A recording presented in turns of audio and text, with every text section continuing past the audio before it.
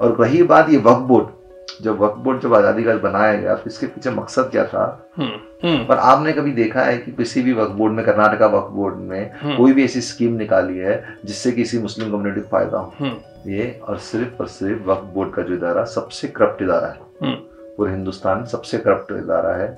इसकी जो कोई भी जिम्मेदारी कभी वो पूरे नहीं करते, और जितने भी मेंबर आज के रहने दो चाहे पहले के रहने दो, हर एक के ऊपर करप्शन चार्ज। आज तक एक केस जीते नहीं है वक्फ बोर्ड, मालूम है आपको? हाई कोर्ट में केस वक्फ बोर्ड के फेवर में हुआ नहीं, हर केस वक्फ बोर्ड के खिलाफ ही चले। हर केस, एक भी केस वक्फ बोर्ड के फेवर में हुआ नहीं। वक्फ बोर्ड इतना एक स्ट्रॉन्ग इंस्टीट्यूशन था जो कि मुस्लिम कम्युनिटी के फायदे के लिए काम करना चाहिए था, लेकिन आज कोई फायदा नहीं है। नहीं, फायदा नहीं, वो बर्डन है हमारे ऊपर, व्हाइट एलिफेंट की तरह है वो वक्फ बोर्ड, हर एक के ऊपर करप्शन। सोल्यूशन क्या लगता है इसका? सोल्यूशन इनको स्क्रैप करना है मैंने, इनको पूरा स्क्रैप करके जो भी इंस्टीट्यूशन से है उनके लोगों को, लोकल लोगों को उसके मैनेजमेंट करने के लिए देना चाहिए, वही इसका एक सोल्यूशन। तो मेरी आपके चैनल के जरिए वक्फ बोर्ड के जिम्मेदारों से एक रिक्वेस्ट क्या है कि अपना काम सही से करो।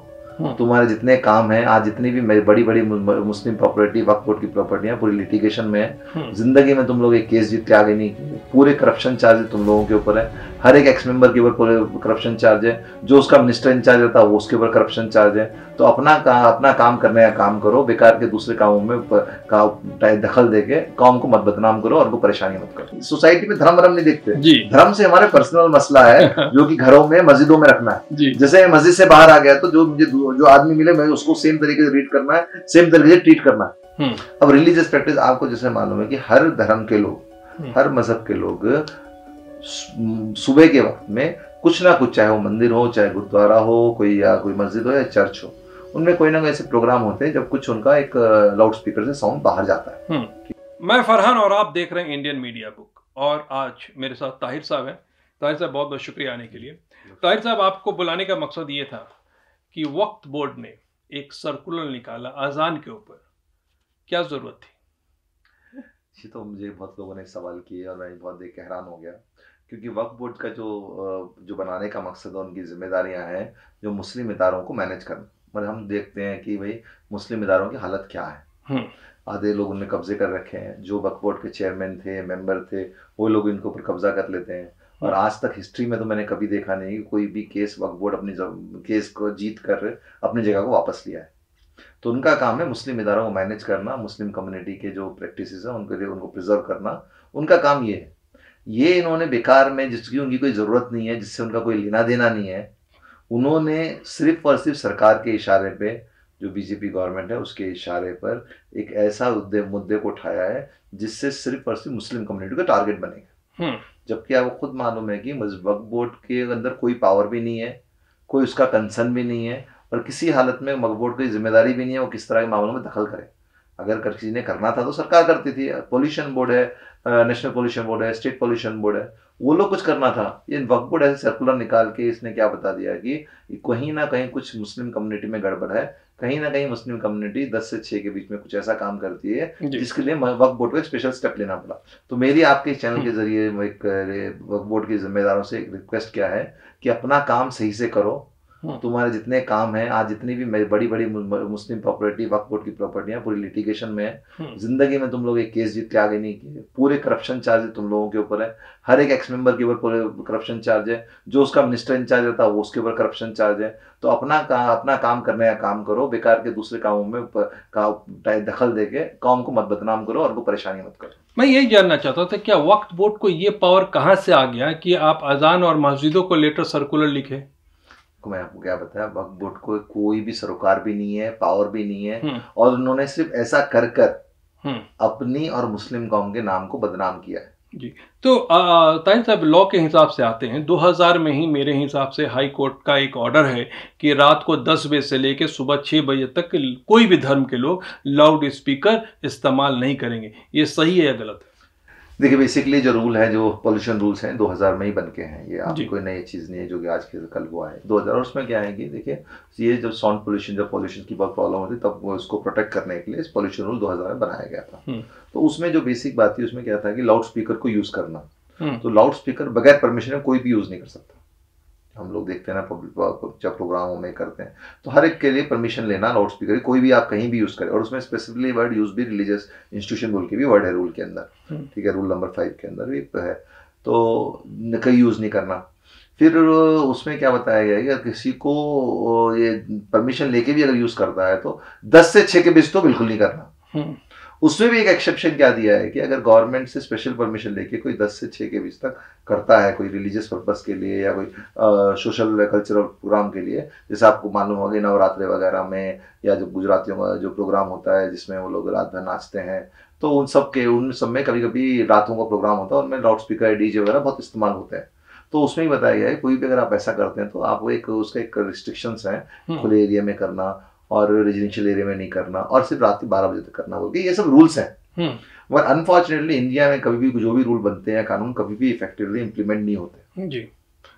अब ये जो ट्रेंड बन गया है पिछले 5-6 सालों में, हर कानून को उठा के एक मुस्लिम कम्युनिटी को टारगेट करने का कानून बना दी लोगों ने, प्रैक्टिस बना ली। इस प्रैक्टिस के लिए जिम्मेदार कहीं पर मुस्लिम लोग भी हैं क्योंकि वो लोग ज़्यादातर उसकी अवेयरनेस नहीं है उनके अंदर, उनको किस तरीके से डील करना उनको मालूम नहीं। और जो दूसरे जो डिवाइसिव फोर्सेस हैं और जो कम्युनल ताकतें रहती है वो तो अपना एक मौका ढूंढती हैं कि लोग तो पॉलिटिकल बात को करने का वैसा करते हैं। तो रही जो कानून के बारे में जो फैक्ट है ये कि 10 से 6 के बीच में कोई भी लाउड स्पीकर इस्तेमाल नहीं होना। अब दूसरी चीज आती है प्रैक्टिस। अब रिलीजियस प्रैक्टिस आपको जैसे मालूम है कि हर धर्म के लोग, हर मजहब के लोग सुबह के वक्त में कुछ ना कुछ, चाहे वो मंदिर हो, चाहे गुरुद्वारा हो, कोई मस्जिद हो या चर्च हो, उनमें कोई ना कोई ऐसे प्रोग्राम होते हैं जब कुछ उनका एक लाउड स्पीकर से साउंड बाहर जाता है, ठीक है। और ये प्रैक्टिस जमाने से चली आ रही है, ये लॉ 2000 में बना है, इस्लाम 1400 है, हिंदू धर्म जमाने से है। और चूंकि ये मॉडर्न टेक्नोलॉजी की वजह से अपनी बात को पहुंचाने के लिए या प्रेयर कॉल को पहुंचाने के लिए कोई लोग यूज करते हैं, और उसमें कई लोग ऑब्जेक्शन भी करते हैं। पर आज तक कभी भी जुडिशरी ने कभी भी किसी भी मजहब के ऊपर डायरेक्ट कमेंट करके कोई भी आज तक ऑर्डर पास नहीं किया, और मेरी नॉलेज में भी तो नहीं है अब तक।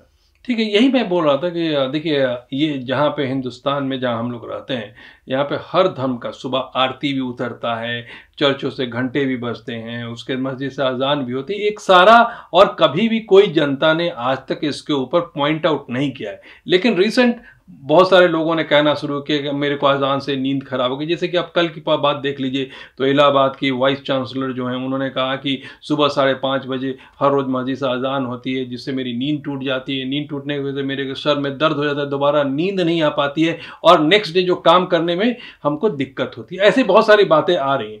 लेकिन मैं एक चीज़ और आपको वाइस चांसलर के बारे में बता दूँ मैं, ये वही वाइस चांसलर है जिन्होंने 2 दिन पहले नीता अंबानी को गेस्ट लेक्चरर अपने यूनिवर्सिटी में उन्होंने अपॉइंट किया। अच्छा, तो इनका एफिलिएशन आप देख सकते हैं। तो ऐसे लोगों की हम बात सुन के परेशान होने की भी जरूरत नहीं है, उनकी नींद खराब होती तो खराब होने नहीं।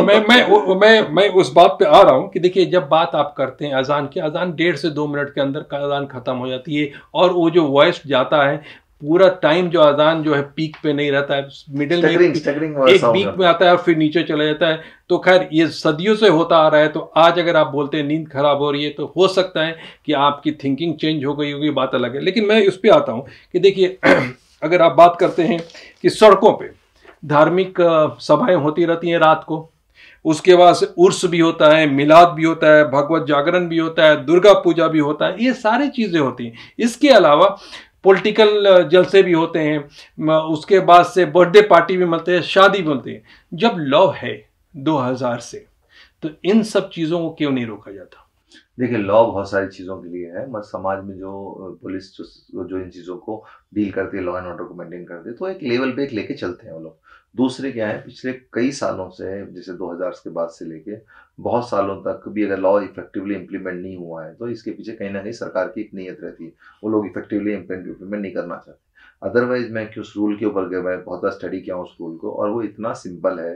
अगर लोग अथॉरिटीज अपनी पावर को सही से इस्तेमाल करें और लोग भी इस बात को समझें तो इसमें बहुत अच्छी सबके लिए ज़रूरी है उस चीज़ को फॉलो करना। और जो लोग बड़े साउंड, ज़्यादा साउंड में लाउड स्पीकर करते हैं, चाहे वो किसी मज़हब के लोग हों, उनको मैं बताता हूँ कि ये बातें, ये देखिए हमको क्या लगता है कुछ चीज़ हमको टारगेट कर रहे हैं, या किसी मजहब के लोगों को करता है, अगर कि मैं उसके अपोजिट मजहब वाला कुछ बोल रहा है तो लोग टारगेट कर रहे हैं। मगर बेहतर चीज़ें क्या है कि अगर आप लोगों को समझना है, सोसाइटी में सिर्फ एक मजहब के लोग नहीं रहते हैं, सारे मजहब के लोग रहते हैं, तो उनके अंदर बैलेंस रखना, उनके अंदर एक कोऑर्डिनेशन रखने के लिए क्या होता है, बहुत चीज़ें हमें गिव एंड टेक करके हमें संभालनी पड़ती है, चलना पड़ता है। तो जब लाउड स्पीकर का जो इस्तेमाल है, उसमें लाउड स्पीकर की आवाज़ से कोई नुकसान होगा ना ही एक मुस्लिम को होगा ना ही हिंदुओं को होगा, जो भी उसके नज़दीक में आएगा उसको नुकसान होगा। तो हम लोग जो बेस्ट हम लोग कर सकते हैं इसके साउंड को मिटिगेट करने के लिए, जिससे किसी को भी तकलीफ नहीं हो, वो हर एक आदमी को करना चाहिए। और जैसे मैं आपको बता दूं एक और चीज़, जो कितनी भी स्टडीज़ हैं जो साउंड पोल्यूशन के ऊपर स्टडीज़ हैं, तो उनमें सारी स्टडीज़ ने जो major source of major contributor है साउंड पोल्यूशन में, वो तो है व्हीकल ट्रैफिक, जो ट्रैफिक का जो साउंड है, और दूसरा इंडस्ट्रियल ट्रैफिक। जो साउंड से, ये लाउड स्पीकर से रिलेटेड जो साउंड निकलता है, जो उससे जो कंट्रीब्यूशन होता है साउंड पोल्यूशन है, बहुत कम है। और आपने कभी देखा होगा कि हम लोग एक कभी रेलवे ट्रैक के पास कोई रहता है तो देखेंगे, तो रेलवे ट्रैक के पास जब भी कोई ट्रेन गुजरती है तो साउंड जो उसकी प्रिस्क्राइब लिमिट है डेसिबल की, उससे कहीं ज्यादा साउंड रहता है। उसको कंट्रोल कर भी नहीं सकते। और उसको क्या, इसका मतलब कंट्रोल करने के लिए हम लोग इसको क्या ट्रेन बंद कर देंगे, ट्रैक बंद कर देंगे जी। तो ये सिर्फ कुछ लोग होते हैं, शरारती लोग तो कंप्लेन करते हैं, मगर मेरा क्या मानना है, जो सोसाइटी में हम जो रह रहे हैं, तो हम एक दूसरे की सबको का ख्याल रख के हमें काम करना चाहिए, चाहे वो किसी धर्म के, किसी भी धर्म के। हम सोसाइटी में धर्म नहीं देखते, धर्म से हमारे पर्सनल मसला है जो कि घरों में, मस्जिदों में रखना है। जैसे मस्जिद से बाहर आ गया तो जो आदमी मिले, मैं उसको सेम तरीके से रीड करना है, सेम तरीके से ट्रीट करना है, मुझे उससे क्या भी हमें उसमें कोई भेदभाव रखना नहीं चाहिए। पर हाँ, कुछ पिछले एक ट्रेंड बन गया है 5-6 सालों से, मजहब के नाम पे एक दूसरे लोगों को टारगेट करना, ये ट्रेंड बिल्कुल गलत है, ये ऐसा बिल्कुल भी नहीं होना चाहिए। और रही बात ये वक्फ बोर्ड, जब आज़ादी का बनाया गया तो इसके पीछे मकसद क्या था, एक मुस्लिम इंस्टीट्यूशन थे, बहुत सारे इंस्टीट्यूशन पूरी इंडिया में फैले, जिनकी बहुत इनकम थी, बहुत ज़्यादा प्रॉपर्टियाँ थी, तो मुस्लिम कम्युनिटी इतनी स्ट्रांग नहीं थी कि हर एक इंस्टीट्यूशन को मैनेज कर सके अपने आप। तो एक कलेक्टिवली तरीके से मैनेज करने के लिए, चाहे वो दरगाह हो, चाहे मस्जिदें हो, चाहे बड़े पुराने उनके इदारे हो, उनको मैनेज करने के लिए वक्फ बोर्ड बनाया था, ताकि उससे जो इनकम आए तो वो जो इनकम होता है उसका वेलफेयर जो कमजोर मुसलमानों के लिए वो इस्तेमाल हो सके। पर आपने कभी देखा है कि किसी भी वक्फ बोर्ड में, कर्नाटका वक्फ बोर्ड में कोई भी ऐसी स्कीम निकाली है जिससे किसी मुस्लिम कम्युनिटी को फायदा हो? अरे अपनी प्रॉपर्टी को नहीं बचा पा रहे हैं। आप देख लिए कर्नाटका के अंदर, बेंगलोर के अंदर 5 स्टार होटल बने हुए वक्फ के प्रॉपर्टी के ऊपर, और बहुत सारे लोग रेंट आप नहीं उठा पा रहे हैं, और जब पूछा जाता है तो ये बोलते हैं कि रौड़ी लोगों ने कर दिया, तो फिर आप लोग वहां बैठे क्यों? ये और सिर्फ वक्फ बोर्ड का जो इदारा सबसे करप्ट इदारा है पूरे हिंदुस्तान, सबसे करप्ट इदारा है।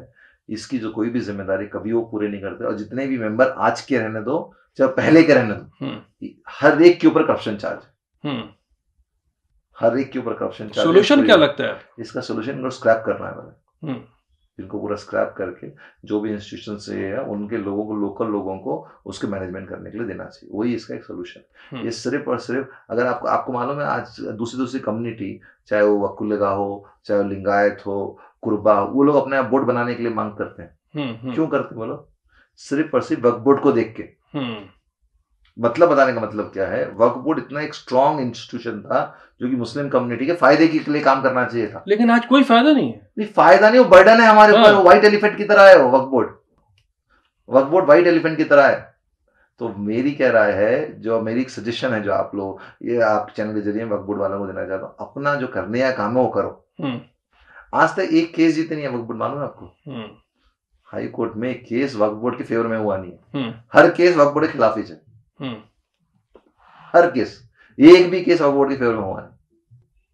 सिर्फ और सिर्फ एक केस जो इंडिया में मुझे मालूम चलता है, हैदराबाद में साइबर सिटी के बोल के थी, और साइबर सिटी उसमें एक पूरी वक्फ बोर्ड के ऊपर बनी थी। तो उस जो कंपनी ने, जिसको बिल्डर ने बनाया था, उस बिल्डर के खिलाफ वक्फ बोर्ड ने एक एडवोकेट के पर्सनल एफर्ट की वजह से वो केस आंध्र प्रदेश में जीता था, हैदराबाद हाई कोर्ट में। फिर वो केस भी क्या हुआ, जाके सुप्रीम कोर्ट में स्टे हो गए, और आज तक स्टे है, वक्फ बोर्ड उसको निकाल ही नहीं पाया। कल राज्यसभा में भी आवाज उठाया गया, इसी बात पे उठी कि जितने भी प्रॉपर्टी वक्फ बोर्ड के हैं, ये ऑल इंडिया का हाल हो गया है, सिर्फ कर्नाटका का नहीं है, हर जगह वक्फ बोर्ड की प्रॉपर्टी करप्ट इंस्टीट्यूशन है कि अपन लोग कब्जा कर ले रहे हैं। और कमाल की बात है, ज्यादातर लोग कब्जा करने वाले लोग हैं सेम कम्युनिटी के लोग हैं। भाई इनके मेंबर, इनके चेयरमैन ही रहते हैं उसमें। अभी अपने एक डिस्प्यूट हुआ था, आप देखे नहीं, जो चेयरमैन था मैसूर में, उस वही इन्वॉल्व था उसी चीजों में। तो ताहिर साहब बहुत बहुत शुक्रिया इस पे रोशनी डालने के, लेकिन क्या तो ये जो अजान की बातें हो रही हैं इसके बहुत ज़्यादा सर्कुलेट होने लगे, लोग हर किसी ने न्यूज़ लेके एक बात करनी शुरू कर दी, लेकिन थोड़ा क्लियरिटी आपने दे दी कि भाई अजान का जो लॉ है पहले से बना हुआ है, उसी के दायरे में ये सब आता है और गवर्नमेंट ने कोई खास इसके लिए लॉ नहीं बनाया है, लेकिन लोगों ने प्रेजेंट ऐसा किया था कि खासकर लॉ हाई कोर्ट ने अजान के ऊपर बनाया है, लेकिन सही में हकीकत में बात वो नहीं है। बेसिक मैं एक और चीज़ बताता हूँ आपको कि आपके चैनल से लोगों को अगर कुछ शेयर करना है तो आपके जो प्रोग्राम्स आते हैं, जो इन्फॉर्मेशन है वो शेयर करो। हम लोग कोई भी इन्फॉर्मेशन आती है सही की गलत की, उसे सुन्नत की तरह, नफिल की तरह उसे बेकार में सर्कुलेट करते रहते हैं। हम समझते भी नहीं और हमें लगता है कि हम इससे कुछ फायदा कम्युनिटी को बचा रहे हैं, बल्कि हम कम्युनिटी को डरा रहे हैं और कम्युनिटी के बीच में झूठ फैला रहे हैं। तो मेरी रिक्वेस्ट है आपके सुनने वालों से, आपके व्यूअर्स से, कोई भी चीज को, बेकार की चीजों को, अभी किसी ने कोई सुप्रीम कोर्ट में केस फाइल कर दिया था, उसको एक सर्कुलेशन उसका कौन सा करने का काम है करो आप लोग। ये अंबानी ने क्या कर दिया है, जियो बना के लोग, एक बेरोजगार को एहसास भी नहीं है कि जो बेरोजगार है, वो इतना इंगेज कर दिया उसने। और हर वर्क, हर हर इंसान में एवरीडे इंप्रूवमेंट की जरूरत होती है। मेरे अंदर भी जरूरत है, आपके अंदर भी जरूरत है, ऐसी हमारी प्रैक्टिसेस में भी थोड़ी इंप्रूवमेंट की जरूरत है। हम उसे मिल बैठ के बात करेंगे तो ठीक होगा इंशाल्लाह। बहुत बहुत शुक्रिया ताहिर साहब, thank you so much watching Indian media book.